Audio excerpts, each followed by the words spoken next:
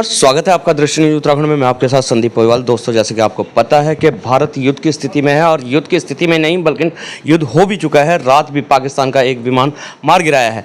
ऐसे में जो सेना है हमारी वो बॉर्डर में तैनात है और पूरी लड़ाई लड़ने के लिए तैयार है। लेकिन पुलिस की अगर जो हम बात करें तो पुलिस भी एक तरह से सेना का ही रोल अदा करती है। जो गद्दार शहरों में घुस जाते हैं, जिलों में घुस जाते हैं और उन गद्दारों को मार गिराने का काम पुलिस करती है। तो ऐसे में हमारे साथ एसपी देहात शेखर सोयल जी भी हैं, उनसे जान लेते हैं। सर, जैसे कि उसकी स्थिति बनी हुई है और युद्ध करीब करीब शुरू भी हो चुका है, ऐसे में आम नागरिक किस तरीके से अपना बचाव करेगा, क्योंकि आज बताया गया है पूरे भारत में भी है, तो ऐसे में आम नागरिक किस तरीके से अपनी सुरक्षा करे? सर देखिए, मॉक ड्रिल जो ऑल ओवर इंडिया में जो महत्वपूर्ण ज़िले हैं जहां केंद्र स्तर से उनको चयनित किया गया है, उन ज़िलों में आज मॉक ड्रिल चल रही है। तो सभी चूंकि उसके बारे में प्रैक्टिस क्या करना है क्या नहीं करना है नेशनल न्यूज़ चैनलों में लगातार चल रहा है। सभी लोग उससे अवेयर हों, जानें, अगर ज़रूरत पड़ी तो हमें क्या रिस्पॉन्स करना चाहिए, कैसे उस चीज़ों को हैंडल करना चाहिए, चीज़ों को कैसे डील करना चाहिए। क्योंकि देशभक्ति का भाव हर व्यक्ति के अंदर होता है, लेकिन ज़रूरत पड़ने पर हमें कैसे सिचुएशन से निपटना है ये सभी को आना चाहिए। और जहाँ तक आपने मॉक ड्रिल की बात बताई, तो जो ज़िले उसमें शामिल नहीं हैं लेकिन वहाँ के लोग, वहाँ की जनता, सभी व्यक्ति इन जो नेशनल न्यूज़ चैनल पर जो भी सारी चीज़ें चल रही हैं उससे अवेयर हों, उससे जानकारी प्राप्त करें, वो सभी के लिए ज़रूरी है।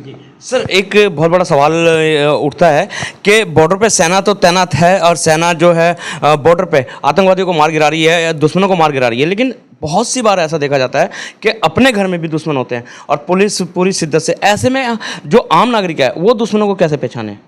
देखिए, ये हमने पिछले काफ़ी दिनों से कहा है और हर बार कहा जाता है कि हर व्यक्ति बिना वर्दी का पुलिस पर्सनल है, सिक्योरिटी इंचार्ज है अपने हम एरिया के। हर व्यक्ति को ज़रूरत पड़ने पर रिस्पॉन्स करना चाहिए, उसकी जिम्मेदारी बनती है, वो देशभक्ति की रिक्वायरमेंट भी है।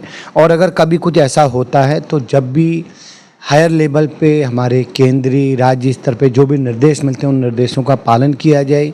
डू एंड डोंट हमको मालूम हो कि क्या चीज़ करनी है क्या नहीं करनी है।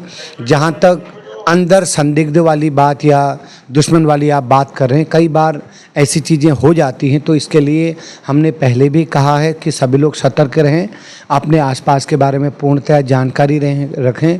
कोई संदिग्ध व्यक्ति, सामान या घटनाक्रम कुछ भी किसी के संज्ञान में आता है तो इमीडिएट उसको पुलिस के संज्ञान में लाए ताकि उसका प्रॉपर्ली लीगल निस्तारण किया जा सके। जी, बहुत बहुत धन्यवाद। तो ये थे हमारे साथ शेखर सोयल। उन्होंने बताया कि जो अंदर के संदिग्ध व्यक्ति होते हैं उनकी जानकारी तत्काल पुलिस को दे, क्योंकि अगर तो आम नागरिक की बात करें तो आम नागरिक भी कहीं ना कहीं देश का सिपाही है और देश की सेवा के लिए हर एक के दिल में जज्बा है। तो बने रहें दृष्टि न्यूज़ में, दिखाते रहेंगे और मिलवाते रहेंगे इसी तरीके के खास शख्सों के साथ। जब तक के लिए दीजिए इजाज़त। जय हिंद, जय भारत, जय उत्तराखंड।